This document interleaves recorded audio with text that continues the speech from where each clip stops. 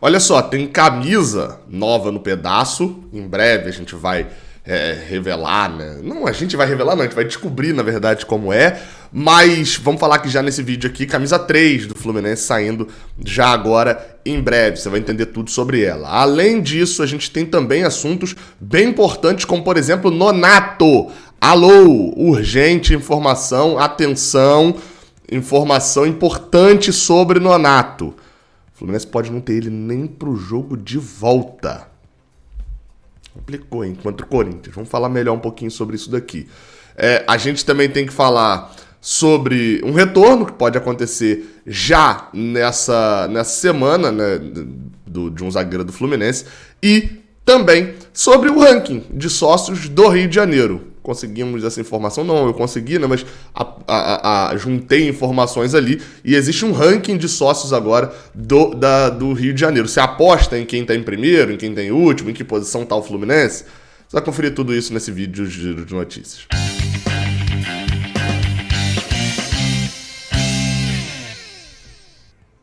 E esse vídeo aqui é patrocinado pela Bet7k, a casa de apostas esportivas que patrocina aqui o Raiz Tricolor. Não deixa de clicar no link que está na descrição, não. Você já conhece a Bet7k, enfim, tem um layout, como eu sempre falo, super fácil. No próximo pré-jogo, vou trazer aqui um mini tutorial para você apostar lá na Bet7k do Fluminense. Então, vai lá, faz seu cadastro, já faz o seu depósito que dá para fazer por Pix, usa o link que está na descrição, que você dá uma moral pra gente. Tudo isso vai te facilitar para no sábado você já poder apostar no jogo do Fluminense. Eu sou o Gabriel Amaral, eu sou jornalista por formação, sou tricolor de coração. Você deixa o seu like aqui embaixo se você gostar aqui deste vídeo, você se inscreve aqui no canal caso você goste aqui do Raiz Tricolor e claro, você comenta a sua opinião aqui no campo de comentários sobre essas notícias. Bem, a gente começa falando, cara, sobre o retorno. David Braz, zagueiro do Fluminense que tá fora já há um bom tempo, né? Enfim, não joga há bastante tempo. A última partida dele, inclusive, foi aquela tragédia pro Atlético Goianiense, né, que ele é expulso com 20 minutos do primeiro tempo, depois ele teve uma lesão na coxa, ficou de fora e tal. E, bem, a partir de agora ele deve já voltar a ser relacionado pelo Fluminense. Ele já vinha treinando com bola, já vinha tendo ali uma condição física ali ok para poder jogar, mas faltava vaga, né? O Fluminense é um time que está tão concorrido a vaga para poder ser relacionado que alguns jogadores têm ficado de fora. Jogadores que a gente nem pensava, tipo Calegari, tem ficado de fora constantemente. Então, como o Nino tomou o terceiro cartão amarelo na partida do último final de semana contra o Palmeiras, ele não deve, obviamente ele não vai viajar para Curitiba e quem deve viajar é David Braz. Então, portanto, David Braz, zagueiro do Fluminense, deve estar sim no grupo que vai viajar, porque ele compõe ali a zaga, né, do Fluminense, que sem Lucas Claro, hoje tem Manuel, David Duarte e outro que vem jogando como zagueiro por várias vezes é Felipe Melo, além de possíveis improvisações também. Eu apostaria em titular contra o Atlético Paranaense ou David Duarte ou Felipe Melo. Não aposto no David Braz voltando já sendo titular, não. Mas para fazer dupla com o Manuel, vocês sabem a minha opinião sobre Felipe Melo de zagueiro com dois zagueiros, né? David Duarte, para mim, é o titular. Para mim, é o substituto natural de Nino ali nesse tipo de situação. Vamos ver o que o Diniz vai escolher. Bem, outra notícia, a gente fala agora de ranking de sócio-torcedor. Exatamente. Teve uma informação da assessoria do Flamengo, Rodrigo Matos, lá do portal UOL, divulgou, até causou muita confusão aí na galera. A galera não lê as coisas, enfim. Até porque ele também divulgou de uma maneira bem estranha, né? No primeiro tweet dele, ele fala que o Flamengo passou de 100 mil sócios-torcedores. Aí todo mundo ficava, passou de 100 mil sócios-torcedores. Flamengo, matérias. Flamengo atinge 104 mil sócios e tá, enfim. Só que assim, aí depois no último tweet ele falou, uma observaçãozinha aqui nesse tweet que ninguém vai ler. O Flamengo tem 65 mil sócios, tá? Esse número de 104 mil é porque tem convidados. E aí, por isso, enfim, aquela forma de divulgar que a gente sabe como é que funciona e sabe como é o interesse. Então, para você ficar bem informado, como o Flamengo não divulga, o Flamengo tem esse problema sério aí, né? Não só esse, mas outros vários em relação à transparência. como o Flamengo não divulga a quantidade de sócios que ele tem, ele, com essa divulgação do Rodrigo Matos, né, assessoria do Flamengo, o ranking deu para ser feito. Ranking de sócios torcedores do estado, né, da cidade do Rio de Janeiro. O Vasco é o líder nesse momento com 66.353 sócios. Óbvio, né? Se você for lá dar um F5 agora, talvez já esteja mudado esse ranking. O Flamengo tem, ele diz, em torno de 65 mil. Eu chutaria que tem menos de 65 mil, porque quando... Um macete, tá? Quando um jornalista fala em torno de, normalmente é um pouquinho abaixo, cerca de e tal. Quando o jornalista fala... porque no caso dele ele tem os números exatos, tá? Quando a pessoa tem os números exatos. Quando o jornalista, se tivesse 65.300, era mais de 65 mil. Fica aí um jogo. Isso é obviamente quando tem os números exatos. Às vezes você não tem os números exatos, mas ele tinha. Então 65 mil sócios do Flamengo, 66 do Vasco, 62 mil do Fluminense. E acho que até o que tem mais subido, porque 62.039, eu anotei assim numa aba. Quando eu voltei para tirar o print, que foi tipo 2 minutos depois, já estava em 62.040. Então tem subido. E Botafogo, 43.509 sócios do plano do sócio camisa 7, né, do Botafogo. O Botafogo chegou a fazer piada com o Fluminense quando ultrapassou, né, o Fluminense no... Acho que era por volta de 38 mil, fez piadinha com a bicicleta passando e tal. Hoje sem dúvida, o clube que tem menos sócios do Rio de Janeiro, deve ficar assim durante um certo tempo, né? Porque subir 20 mil sócios é um negócio meio assustador. O Fluminense deu uma estabilizada com 62 mil sócios. A gente não vislumbra jogos extremamente lotados nas próximas partidas, a não ser que a gente vá para a final da Copa do Brasil. E contra o Flamengo, o mando é deles. Então a gente não tem a preferência de sócio. O que isso quer dizer? O normal é que eles abram para o sócio deles primeiro, como foi no primeiro turno pra gente, e depois abra a venda em geral. E aí o sócio do Fluminense não tem ali uma ordem e tal, nada, porque a gente na teoria é visitante. Então assim, deve dar uma estabilizada. O bom é, a gente dificilmente deve cair um número de sócios, mesmo que a gente tome 18-0 do Flamengo, perca de 36-0 do Corinthians, não deve cair. Por quê? Porque agora os planos de sócios são anuais, então, ou semestrais. Ou seja, o cara, para ele poder ir lá e desfazer o sócio dele, ele tá perdendo dinheiro, porque ele tem que pagar aquele plano de qualquer jeito.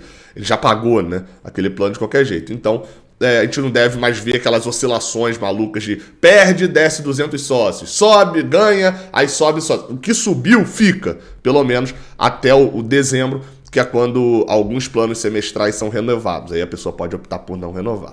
Tá aí o ranking de sócios. O que você achou sobre isso? Deixa o seu comentário aí embaixo pra gente poder saber.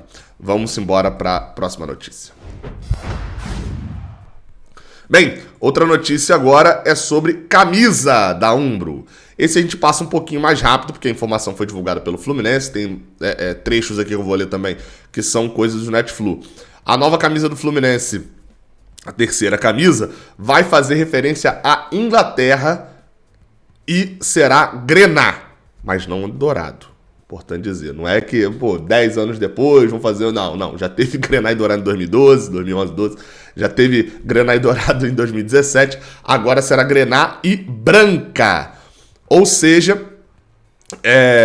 o Fluminense terá essa camisa. Vamos lá, para poder deixar algumas coisas claras. Eu vou mostrar um modelinho aqui que está circulando na internet, não é o modelo da camisa, ok? Não é esse o modelo da camisa, mas baseado nas descrições que deram, né, as pessoas que viram a camisa, o Conselho Deliberativo que sempre vaza essas coisas, a gente deve ver, enfim, o designer fez ali a camisa, que dá um pouquinho a impressão de como é, pelo menos pra gente ter uma mini noção, né? Não é essa camisa e tal, vou reforçar de novo, mas algo que dá pra poder ter um mínimo de noção ali. Importante falar, tá? Essa camisa, baseada na Inglaterra, ela faz parte de uma questão da Umbro. Vou até botar aí na tela, que eu tenho aqui hoje de 2018. A Umbro sempre faz camisas para a Copa do Mundo, né? Relacionando times que ela tem às seleções. 2018 foi isso daqui, ó. Chapecoense relacionado com a Colômbia. Eu tenho até essa camisa. Então, até pelo vínculo, né? Chape, tava muito recente ainda. O Santos foi a Inglaterra, mas agora... Eu acho espetacular essa camisa do Santos. Mas agora o Fluminense tem um vínculo maior até com a Inglaterra, né? Porque o Fluminense não era da Umbro em 2018. O Grêmio com a do Uruguai, confesso que não gosto. A França e o Avaí também confesso que não gosto dessa camisa. A camisa McDonald's, né? Do Atlético Paranaense com a Espanha. Coisa bizarra. A Islândia com o Cruzeiro, achei que até que a Islândia fosse a camisa do Santos, né, como parece. E a do Bahia é uma camisa completamente normal, linkada com a Rússia. Não sei quais serão os modelos desse ano, né? Afinal de contas, o Fluminense está com a Inglaterra, mas enfim, podem ter outras variações ali. A imagem que eu falei é esta imagem aqui, ó, que eu vou botar aí para vocês na tela também, ó. Tá aí, ó. É uma camisa parecida com isso aqui, ó. A manga branca, vermelha, né? Grená ali do lado, a camisa Grená, com um escudo importante, tá? Vai ter o escudo, o primeiro escudo do Fluminense. Não será o escudo padrão do Fluminense, não. Será esse primeiro escudo, até por ter a relação de origens, né? Então a origem do Fluminense é uma origem inglesa. Então deve ser esse tipo aí, a camisa do Fluminense, a terceira camisa lançada para a Copa do Mundo. Na verdade não é para a Copa do Mundo, né? Mas vocês entenderam. A terceira camisa da Umbro em ano de Copa tem a ver com Copa do Mundo. Bem, vamos lá. Tô ansioso para ter uma camisa Grená que não seja Grenaco dourado, tá? Só para poder avisar. Bem, vamos lá. A gente segue falando aqui, até porque agora a gente vai falar de uma notícia complicada. Nonato. O Globoesporte.com divulgou, ge.globo, de que o Inter recebeu uma proposta do Goretz por Nonato, isso até então a gente já sabia. E mais que o jogador, aí vamos lá para as informações que são novas, tá? Que não estavam no vídeo que eu gravei ontem. Informações que são importantes e que mudam o curso da coisa. Primeiro ponto, tá? Nonato tem o desejo de permanecer. Mas sempre tem um mais, né? Sempre tem um mais. A proposta foi muito alta, muito interessante para o jogador financeiramente. Vou ler o trechinho exato do ge.globo aqui para você entender do que eu tô falando.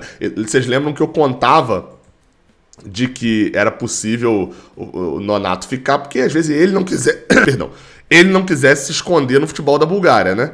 Mas, olha aí o que a gente está vendo. O Inter está pressionando o Fluminense por uma resposta em 24 horas. Em dificuldade financeira, a diretoria estuda uma oferta para ficar com o Nonato, isso Fluminense, que também tem o desejo de permanecer. Aí a gente pula aqui, ó.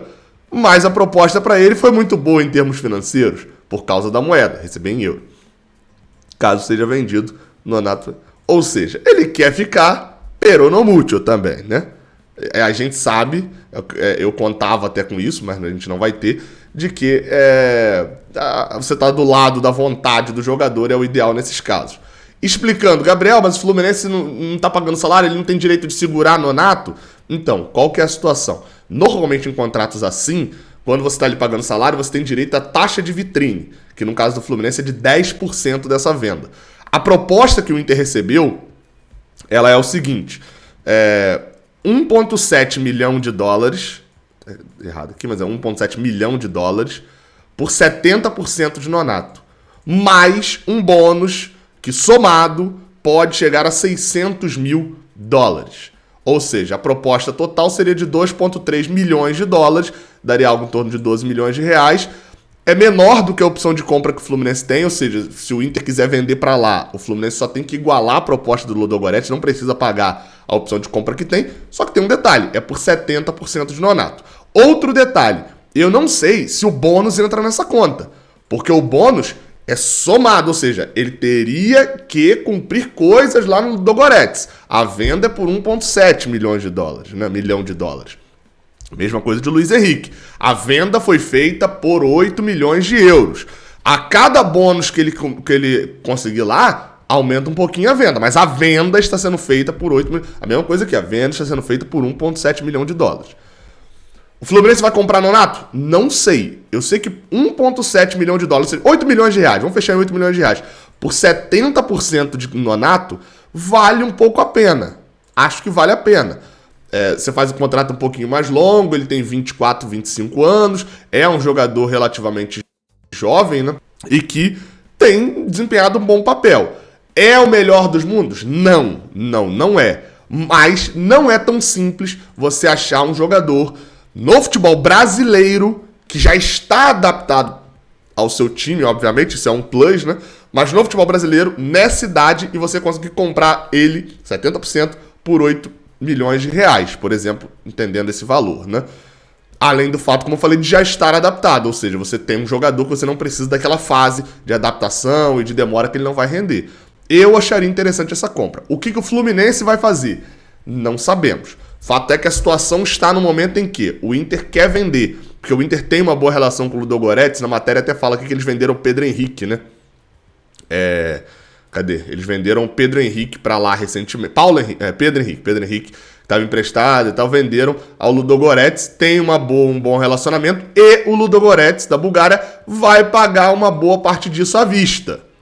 Então, assim, eles têm essa parada que é uma vantagem para eles. Se a venda acontecer, o Fluminense vai receber cerca de 1.200.000 dessa venda, né? 12 milhões de reais, né? Que seria o valor total. O Fluminense recebe cerca de 1 milhão de reais ali pela venda, pela taxa de vitrine. A situação nesse momento é a seguinte, tá? Para deixar claro e você ter a informação atualizada de momento. A situação é a seguinte: o Inter recebeu a proposta é interessante para o Inter quer vender. O jogador recebeu a proposta salarial, gostou, ele gosta do Fluminense, mas na dividida ele quer receber em euro. O Fluminense quer manter Nonato. O cenário é esse. O Fluminense quer manter, mas Inter e Nonato querem ir para a Bulgária. E já receberam a proposta. O que o Fluminense precisa fazer, então, para manter os dois? Igualar a proposta do Ludogorets ou negociar, de repente, por um valor menor e tal. Mas, em resumo, se o Fluminense não comprar Nonato, provavelmente o Nonato será vendido à Bulgária. A janela lá fecha na próxima quarta-feira. Perdão, no dia 6, na próxima terça-feira, a janela de transferência da Bulgária fecha. Ou seja, ele teria que ir para lá imediatamente, perdendo assim o jogo de volta contra o Corinthians, que é talvez o mais importante do mês para o Fluminense. Lembrando que a gente já tem André suspenso para essa partida. É um drama, é um problema, e a gente vai atualizar tudo ao longo do dia de hoje. Até a próxima, valeu!